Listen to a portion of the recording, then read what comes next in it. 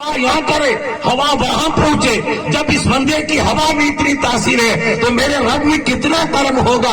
اس نے قرآن میں فرمایا ان اللہ اللہ کل شیء قدیر, اللہ ہر چیز پہ قادر ہے. اگر دریا کی تہ میں چیونٹی کیڑی مارتا ہوں تو کی اگر دریا کے سمندر کی مٹی میں اگر چیونٹی بھی چلتی ہے تو میرا رب اس کی آواز کو بھی سنتا ہے.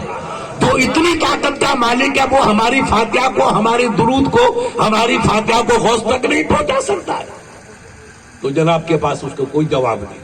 تو یہ فاتحہ دینا, درود دینا, یہ بزرگوں کا طریقہ ہے, یہ اللہ کے نبیوں کا طریقہ ہے.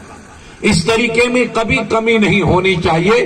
جو سلسلہ اللہ کی دربار میں ہمیشہ برقرار رہنا چاہیے کہ جو بندہ اپنے یہاں سے چلا گیا اس کی قبر پہ جائیے, اس پہ فاتحہ پڑھیے. آپ دیکھیے, ایک بات مجھے بتا دو, آپ لوگ گجرات جاتے ہو اور آپ کے دادے بزرگ پہلے کمبلیاں بیچتے تھے. کیا بیچتے تھے؟ مجھے گجرات میں ملتے, ارے وہ کتنے جو ہیں کیسے کھاؤڑ, تو مجھے کھاؤڑ یاد رہے گی, گاؤں تو یاد نہیں رہا مگر کھاؤڑ یاد رہا. تو اپنے بزرگ جا کر کے کمبلیاں وغیرہ بیچتے تھے. اس طرح یہ کاروبار تھا, بزنس تھا, کاروبار تھا. کاروبار کرنا سنت ہے, اللہ کے نبی کی سنت ہے. اس میں کوئی اس میں عیب نہیں. جائز کام کوئی بھی کرو, اسلام اس کی اجازت دیتا ہے.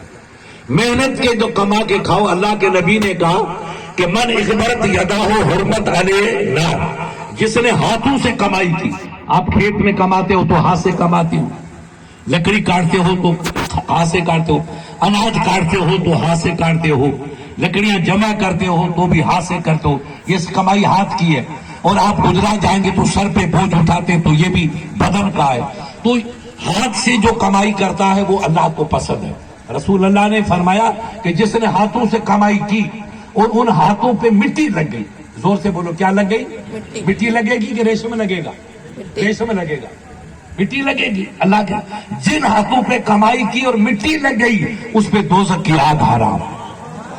یہ میرے نبی. تو تم تو جنتی ہو یار, تم جنتی ہو. جب مٹی ہاتھ پہ لگ گئی تو رسول کے اس پہ آگ حرام.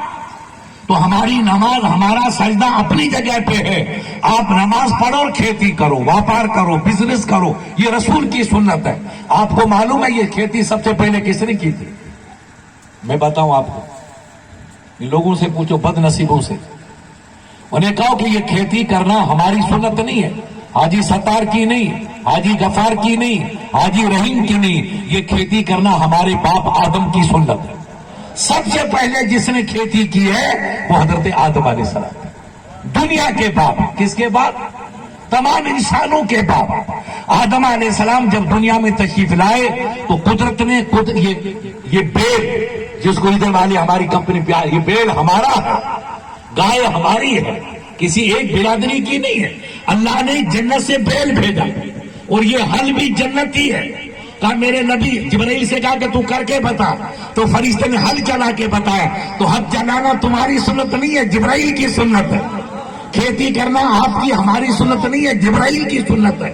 تو جبرائیل امی نے کھیتی کی اور بابا آدم نے کھیتی کی. کہتی تو یہ نبیوں کی سنت ہے, فرشتوں کی سنت ہے. اس میں ثواب ہی ثواب ہے. تو آپ نے محنت کا کام کیا, آپ کے ہاتھوں پہ درد و غبار ریت لگی, ان ہاتھوں پہ دوزخ کی آگ حرام. اب اس کے بعد آپ نماز پڑھیں گے, روزہ رکھیں گے, زکات دیں گے, خیرات دیں گے, غوث پاک کی نیاز لگائیں گے, خواجہ کی نیاز لگائیں گے, پیران پیر دستگیر کی نیاز. یہ سب نفع کا کام ہے. اصل کمائی تو کھیت کی ہو گئی, وہ جنت تو مل گئی. اب یہ اوپر والا جو کام ہے یہ سب نفع والا کام. اس لیے تہجد کی نماز پڑھنا جو بزرگ پڑھتے تھے وہ نفل ہے. فرض نماز 5 وقت ہے, فجر, اگی, وچی, سانجھی اور سومار.